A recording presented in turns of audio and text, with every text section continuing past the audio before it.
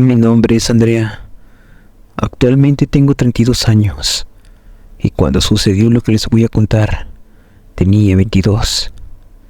En ese entonces, estaba a punto de salir de la carrera de enfermería y estaba muy emocionada por ver dónde podía hacer mis prácticas profesionales. Mi madre me ayudó a buscar en los hospitales de la ciudad. Dejé mi solicitud en varios y esperé que me llamaran.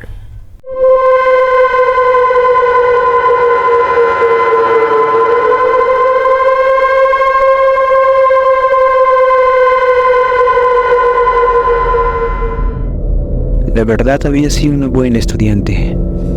Llevaba el mejor promedio de mi clase. Además tenía varios cursos en esa área. También había trabajado y amaba mi profesión. Así que de esta parte fue fácil que me llamaran. Después de unos días me contactaron de varios hospitales, pero el que más me emocionó fue el del que decían era el mejor. El Centro de Salud Sagrado Corazón es el hospital más famoso de mi estado. En ese entonces llevaba más de 40 años funcionando, y mi padre, quien era amante del terror, decía que había escuchado de ahí se esconden espíritus de todos los pacientes que lamentablemente fallecieron en dolorosas y tristes situaciones. Por ser el más grande y prestigioso, muchos jóvenes egresados en el área de la salud e incluso profesionales con muchos años de experiencia han buscado pertenecer a este lugar. Y yo me sentía soñada al saber que me habían considerado. Pero esa sensación no duró mucho, pues me enteré que también habían llamado a una de mis compañeras de la carrera. Me decepcioné un poco, porque sinceramente Julia era la más floja de mi salón. No hacía las tareas y se volaba a las clases. Una de mis amigas me contó que Julia era sobrina de uno de los doctores y que por eso le habían dado preferencia, lo cual me molestó demasiado, ya que muchos nos esforzamos por llegar hasta ahí y ella solo con una palanca lo logró.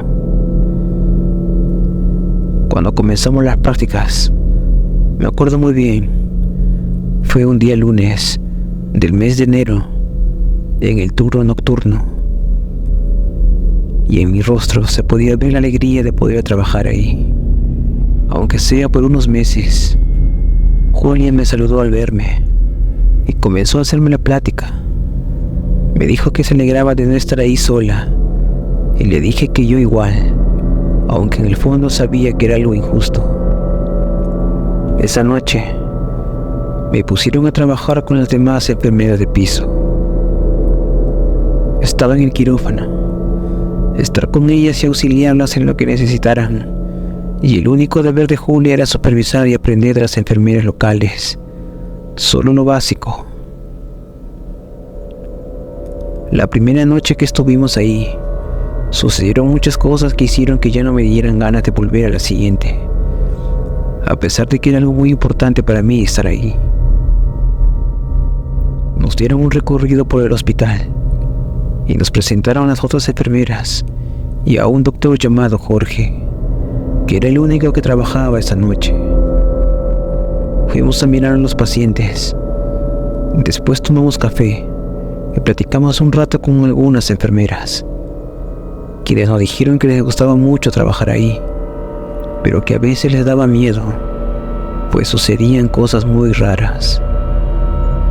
Esto parecía no importarle mucho a Julia, pero a mí sí, porque a mi padre le gustaba mucho ese tipo de historias, y justamente me había contado varias de ellas sobre ese hospital un par de noches antes. Les pedí que me contaran más, y Lupita, una de las enfermeras, relató que hace algunos años estaba a cargo de 2 pacientes en medicina interna, una señora mayor y un joven que había sufrido un accidente. Era de noche y fui a revisar que estuvieran estables, y cuando todo estaba bien, se fue a dormir a una de las camas vacías de esa área, pues llevaba más de 24 horas de guardia y estaba muy cansada. Estaba profundamente dormida, cuando un olor asqueroso la despertó. Un olor que casi le hacía vomitar.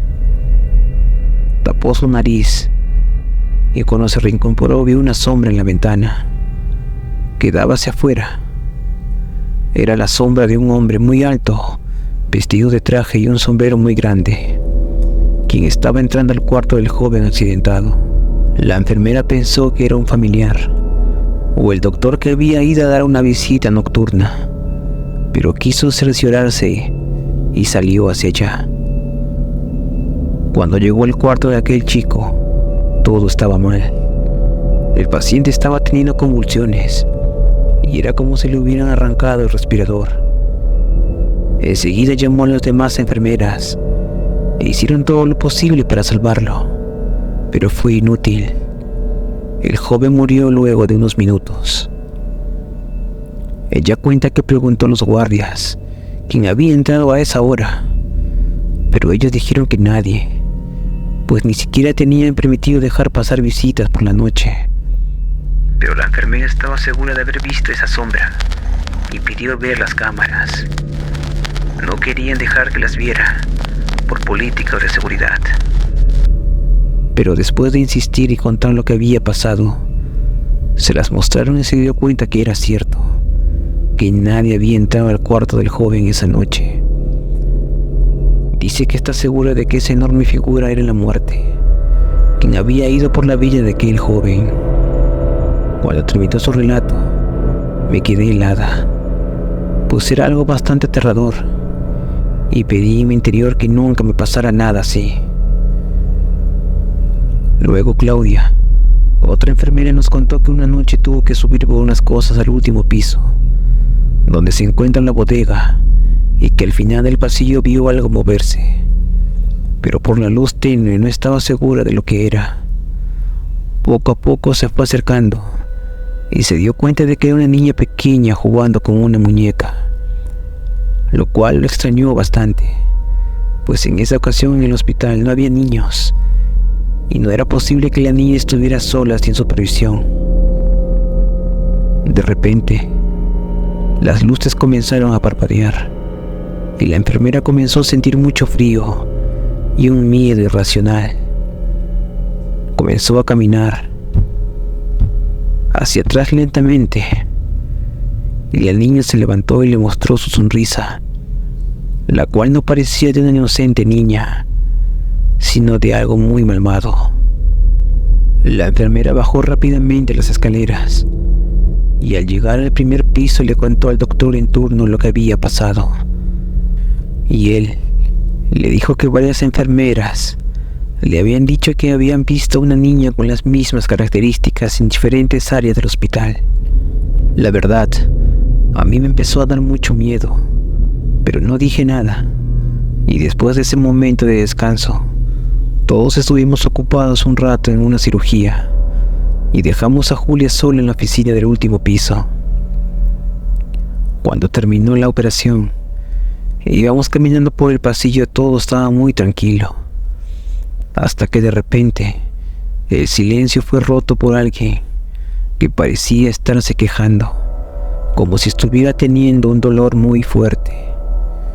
Inmediatamente vimos a Julia salir de la oficina y dirigirse a la habitación que estaba al final del pasillo. Es exactamente donde venía ese terrible sonido. Apenas estaba girando la perilla cuando una de las enfermeras que iba en el pasillo con nosotros corrió hacia donde estaba Julia. La agarró de la muñeca impidiendo que abriera la puerta. Le dijo a la chica que nadie podía pasar a esa habitación, que ahí a veces se escuchaban los quejidos de un hombre y cuando alguien entraba en realidad no había nadie.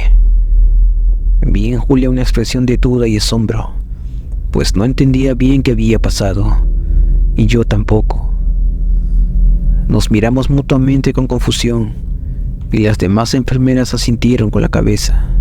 Después de eso, todas caminamos hacia la bodega para guardar las cosas, pero yo me acerqué a Julia y le dije que eso había sido muy raro.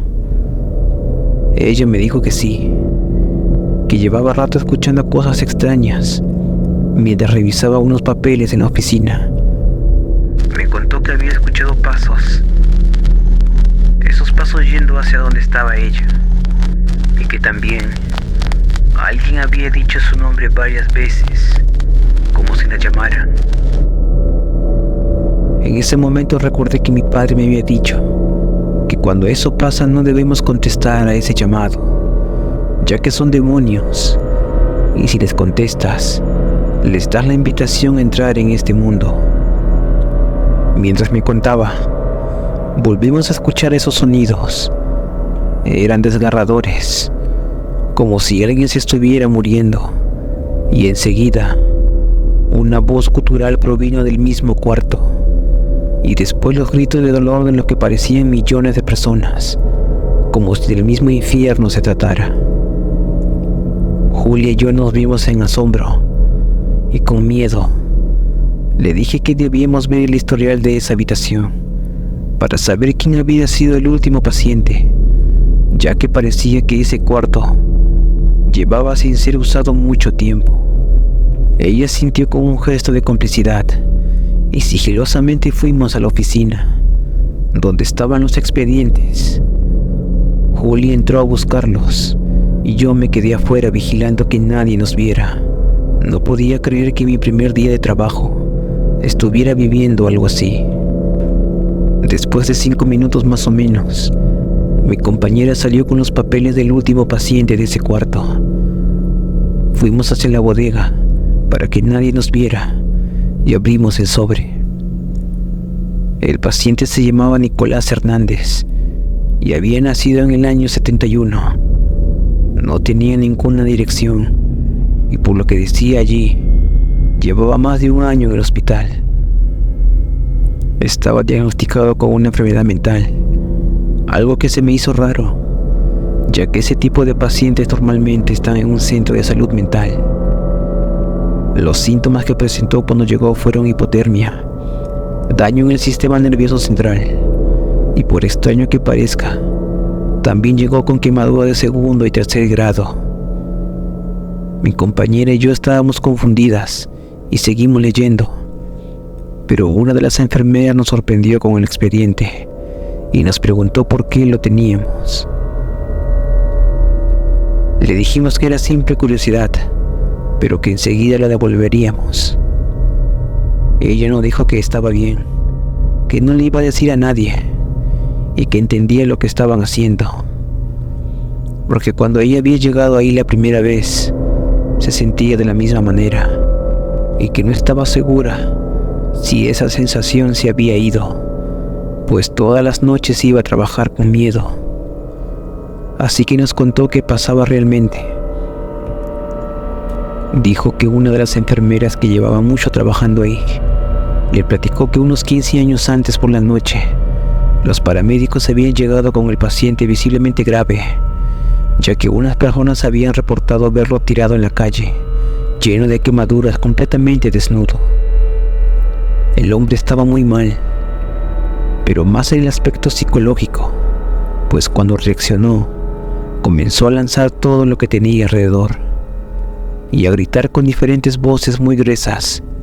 Lloraba y gritaba que no quería volver al infierno, que se estaba quemando y que por favor no le dejaran solo. Pero unos minutos después, unos sonidos espantosos salían de su boca, como si fuera de otro mundo. Lo sedaron, lo metieron en la habitación, curaron sus quemaduras y lo cuidaron, pero a pesar de eso sus comportamientos extraños seguían. Cuando preguntaron a los paramédicos por los familiares, ellos dijeron que el hombre era un indigente y que unas personas habían pagado el servicio, pero que se habían ido. Nadie sabía quién era ese hombre, pero poco después un infarto lo llevó a la muerte, y desde ese entonces, en ese cuarto se escuchan cosas muy raras, y aunque han intentado internar pacientes ahí, es imposible, por el olor fétido y los gritos que se escuchan por la noche. A veces las enfermeras nuevas, al escuchar los gritos de ayuda o de dolor, quieren ir a ver qué pasa, pero cuando entran, salen temblando y sudando frío, como si estuvieran gravemente enfermas. Es por eso que no se permite el paso a esa habitación. Dicen que aquel hombre estuvo en el infierno y que de alguna manera logró escapar, pero que el diablo no lo perdona y se lo llevó de nuevo. Julia y yo nos petrificamos al escuchar eso. Sentí como el miedo invadía mi cuerpo y le agradecí a la enfermera por contarnos aquella historia. Después de eso nunca volvimos a hacer caso a los gritos de auxilio. Y aunque al principio Julia no me caía muy bien, después nos convertimos en grandes amigas. Terminamos nuestras prácticas y no volvimos al hospital jamás. Todo quedó en el pasado. Aunque a veces tengo pesadillas en donde escucho al hombre pidiendo ayuda.